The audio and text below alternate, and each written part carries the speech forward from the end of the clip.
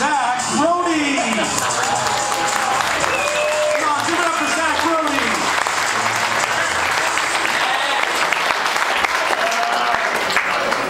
Oh my goodness, are you guys ready to have a great time tonight?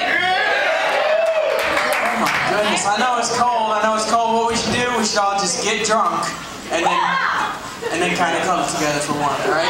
Yeah. Alright, or we'll get drunk, we'll do some comedy, and then we'll all cuddle together later in my apartment. That'll be pretty good. Bring a Snuggie, we'll have lots of fun. I am your host tonight, I am Zach Rody, and I love doing this job, but this is not the best job I've ever had. The best job I've ever had was my last job, where I was a supervisor. And my favorite part about doing that job was I was the one who got to administer the drug test. And people don't realize, peeing in a cup, that's not the test. The test is whether you're dumb enough to come up and ask me questions about the test. People come up with a sample and be like, does this test for pot? I'd be like, it does now. They'd be like, how far back does this test for meth? And I'm like, I don't know, birth? Jesus. Just saying, if you're a junkie with a drug problem, shut up about it. Don't try to make excuses. Don't come up to me and go, I had a poppy seed bagel for breakfast this morning, so this might test positive for heroin. And crack. A good friend of mine, actually, he just got fired because he got caught having sex at work. And I was like, that is the coolest way to get fired I have ever heard of. Did you get caught nailing that intern on the copy machine? He was like, actually, it was in the supply closet. And I was like, you got caught nailing that intern supply closet? And he goes, actually, I was by myself. And I was like, that's not a cool story anymore. Sorry, he hates when I tell that story, but he makes fun of me all the time because he went to Notre Dame and I go to University of Phoenix online. It's a football scholarship, it was great. But he's like, dude, you're missing out on the campus experience, you're missing out on being there, and like the special days, like the first day of spring, when girls start to wear skimpy clothes again, and I'm like, dude, I'm online. I don't have to wait for the first day of spring to see girls in skimpy clothes. I just have to wait for you to leave the room. The sad part is I have way more online sex with my online classmates than I ever had real life sex with my real life classmates. And that's probably because in real life I look like this, but when I'm online I'm 6'4", I'm muscular, I'm black. It works. That's alright. I had another friend of mine, he's been married for a while and he was looking to spice up his sex life and he goes, hey man, have you ever made a sex tape? And I was like, yeah, I've made 3 of them.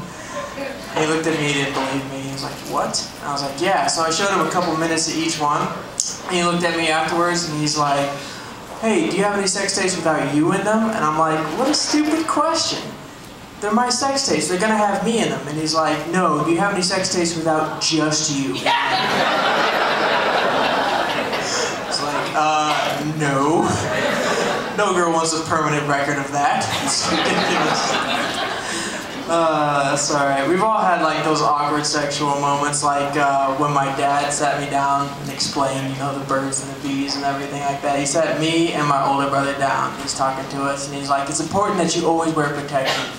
Very important, because I'll tell you the truth. He looks at my older brother Jared and he goes, Jared, I love you, you're my oldest son, but Zach, you were the result of a broken condom. And I'm like, I don't believe that, Dad. And he's like, I'm sorry, son, it's true. And I was like, yeah, but Dad, we're twins. That doesn't make sense, the math doesn't work. It's alright. My mom loved the fact that she had twins. She would tell people, she's like, I got 2 kids out of a single pregnancy. I got off easy. My dad hated the fact he had twins. He's like, I got 2 kids out of a single pregnancy. I got off once.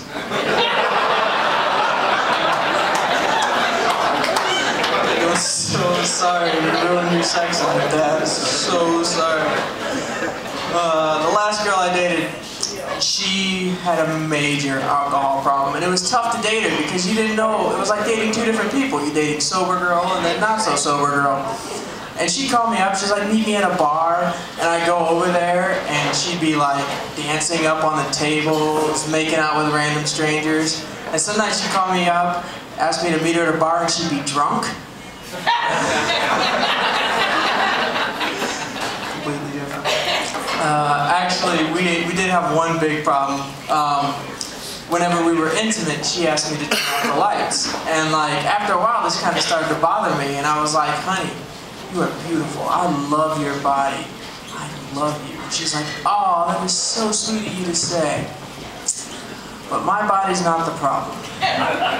Your body is. It's like, I'll go get the lights.